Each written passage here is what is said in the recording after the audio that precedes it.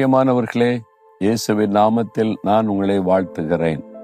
என்னது பின்னால் ஒரு எழுத்தெல்லாம் தெரியுது அப்படின்னு பாக்குறீங்களா? மிரி அப்படின்னு எழுதியிருக்கா, MIRI. இது ஒரு பட்டணத்தினுடைய பெயர். மலேசியாவில், கிழக்கு மலேசியாவில் இருக்கிற சாரவாக் என்கிற மாநிலத்தில் இருக்கிற ஒரு பட்டணம் இது. இந்த பட்டணத்துல ஒரு மலை, இந்த மலை மேல நின்று கொண்டுதான் உங்களோட பேசுகிறேன். இந்த பட்டணத்திற்கு இந்த நின்று பேசுகிற இந்த மலையில தான் 1909 முதல் ஆயில் இருக்கிறத கண்டுபிடிச்சாங்க. அது 2 கனடியன் இன்ஜினியர்ஸ் வந்தபோது இந்த மலையில ஆயில் இருக்குன்னு கண்டுபிடிச்சாங்க. பொதுவா அந்த ஆயில் நிலப்பரப்புல, பாலைவனங்கள்ல, கடலுக்கு அடியில, கடல் ஆழத்துல கூட இருக்கும். மலையில ஆயில் இருக்கிறது என்பது ரொம்ப அரிதான காரியம். முதல் மலையில ஆயில் கண்டுபிடிச்சது இங்குதான் சொல்லப்படுகிறது. இந்த ஆயில் வந்த பிறகுதான் மலேசியா தேசமே செழிப்பாக மாறினது. இது மிரி என்கிற ஒரு பட்டணம். இந்த பட்டணத்தில் 1973 ஒரு எழுப்புதல் இந்த மக்கள் நிறைய பேர் கூட்டமா ரட்சிக்கப்பட்டு இருக்கிறாங்க.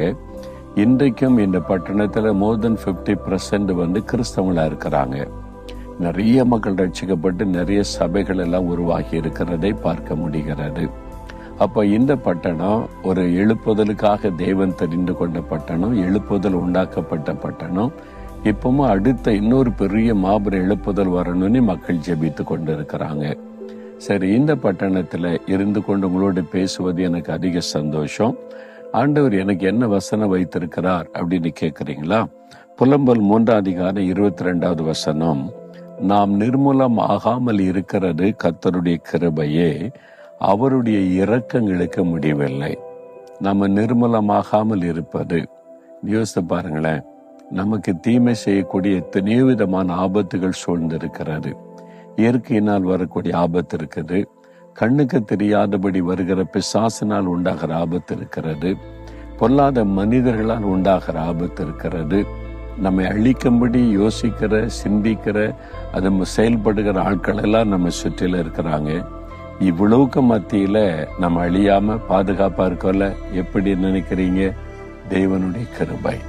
நாம் நிர்மூலமாகாமல் இன்னைக்கு நிலைத்திருக்க காரணம் தேவனுடைய கிருபை.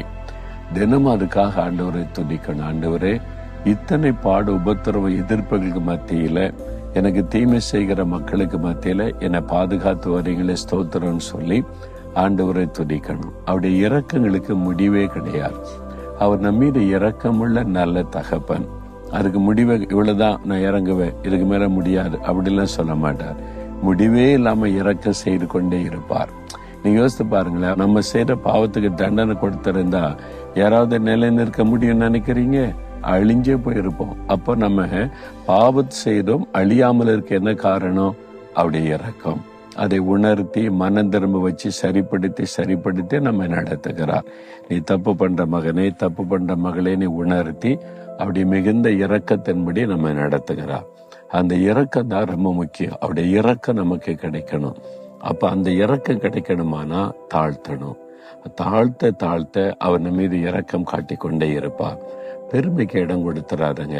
என்றைக்கு ஆண்டோடைய சமூகத்துல போய், இதெல்லாம் உடைய கிருபை, உடைய இரக்கம், நான் இன்றைக்கு உயிரோடு இருப்பது உடைய கிருபை, இரக்கம் ஆண்டவரே, எனக்கு இப்படி ஒரு குடும்பம், எனக்கு இப்படி ஒரு வாழ்க்கை, எனக்கு ஒரு வேலை, எல்லாமே உடைய இரக்கம்.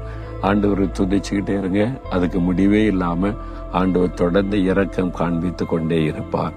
அந்த இரக்கத்தின் நிமித்தம் தான் நாம இன்றைக்கும் உயிரோடு இருக்கிறோம் என்பதை என்றைக்கு மனதிலே கொள்ளணும், மறந்துடக்கூடாது. சரியா? இப்ப ஆண்டவரை பார்த்து சொல்ல போற, ஆண்டவரே, நான் நிர்மூலமாகாம இருக்க காரணம் உங்க கிருபை தான். நீங்க எனக்கு கிருபை காமிக்கலன்னா நான் அழிஞ்சு போயிருப்பேன். உங்களுடைய இறக்கங்களுக்கு முடிவில்லைன்னு சொல்லிட்டீங்க. உங்க இறக்கம் எனக்கு தினந்தோறும் இருக்கணும், என் குடும்பத்தில் இருக்கணும்னு சொல்லி ஒரு ஜெபம் செய்றீங்களா? இன்றைக்கு ஒரு மாற்றம் நடக்க போகிறது. நீங்க பயப்படுற காரியத்தை கர்த்தர் தலைகளாய் மாற்றுவார். அப்படி மிகுந்த இரக்கத்தின்படி உங்களுக்கு நன்மை செய்வார்.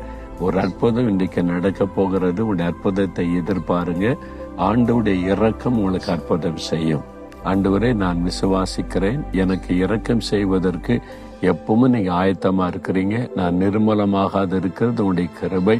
இன்றைக்கு எனக்கு இந்த காரியத்தில் ஒரு அற்புதம் நடக்கணும். அற்புதத்தை நான் எதிர்பார்க்கிறேன், விசுவாசிக்கிறேன், நான் பெற்றுக்கொள்ளுவேன். இயேசுவின் நாமத்தில் ஆமேன், ஆமேன்.